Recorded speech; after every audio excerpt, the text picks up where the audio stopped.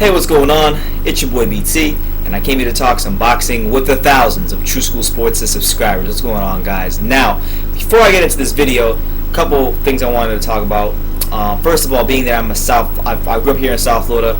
As you guys can be seeing in every video, you can love me, you can hate me. I'm just a kid from Dania. I live in Dania. Grew up in Dania. I love South Florida. I wasn't born in South Florida, but I'm a South Floridian to the core. And as you guys know, if you've been watching the news, they had the Fort Lauderdale airport shooting. So my heart goes out, prayer goes out to all the family members and friends affected by the deaths and injuries of the Fort Lauderdale shooting. You know, the Fort Lauderdale airport is not too far from where I live, so it's definitely disheartening to hear, but it's not surprising. It's kind of a sign of the times where we're at in the world.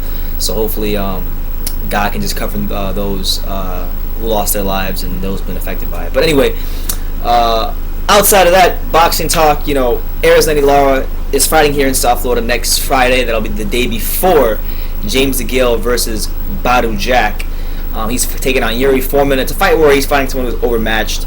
But as per usual, when Lara fights anywhere, whether it's Miami or wherever, his manager and himself, they begin to talk about Golovkin. They begin to attach their name to Golovkin so that people on Boxing Scene and Ring Magazine and Boxing News 24, all the boxing websites, boxing media, you know, True School Sports YouTube channels, they begin to make videos about it, and you know, so it works for him. But he's beginning to call out Golovkin again.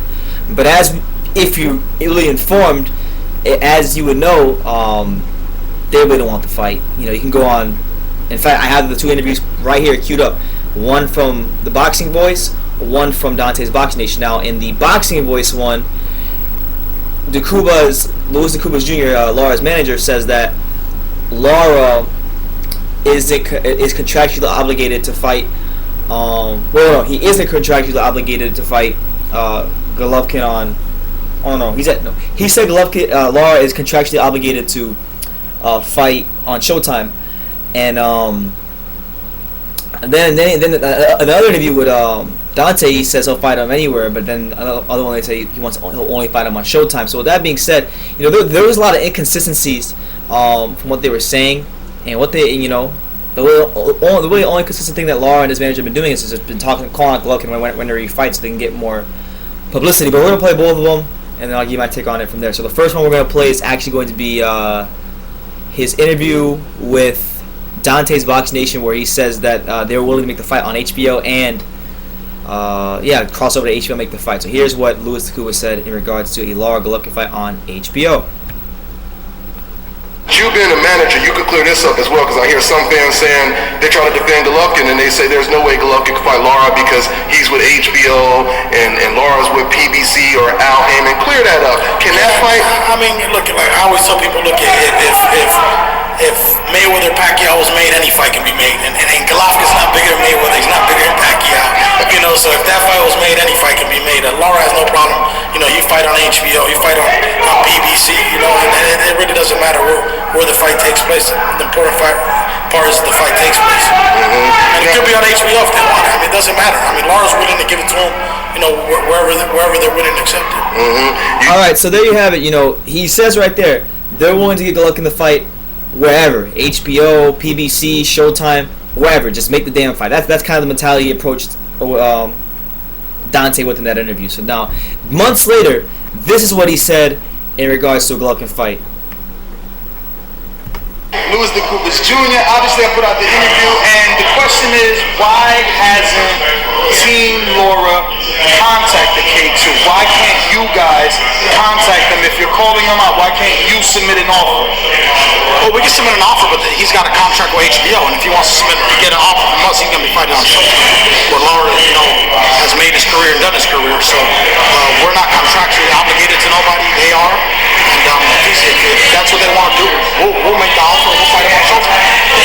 But if you're not contractually obligated, why would the fight have to be on Showtime? Well, if he's getting an offer from us, you know, then we want to fight where Lara's been built. Yes, you know? yes. And if they're going to make the offer, then Lara would go to HBO and fight where he was built. Perfect.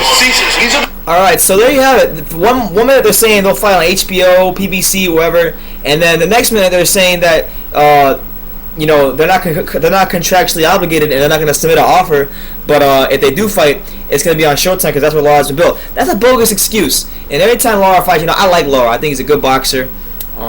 Definitely skilled, but he's gotten to the point in his career where he's been getting rested on his laurels. He'll fight the Yanzevics of the world. He'll fight the Yuri Formans of the world. Get paid pretty nicely for fighting easy, overmatched opponents like that in Hialeah Casino in front of, you know, a couple hundred, maybe 1,000 people. Who knows? And he's okay with that, you know. But let's not prance around. Let's not act like that you really wanted to fight Golovkin. Maybe Lara, deep in his heart, wanted to fight Golovkin, but maybe his team didn't.